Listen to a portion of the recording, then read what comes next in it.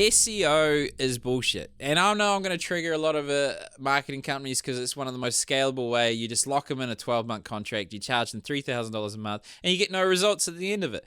SEO is important. For people that don't know what it is, it's search engine optimization, but it's not the low-hanging fruit. It's not your 80-20. It's a one-year goal where by the time you've worked it out, the fucking goalposts have moved.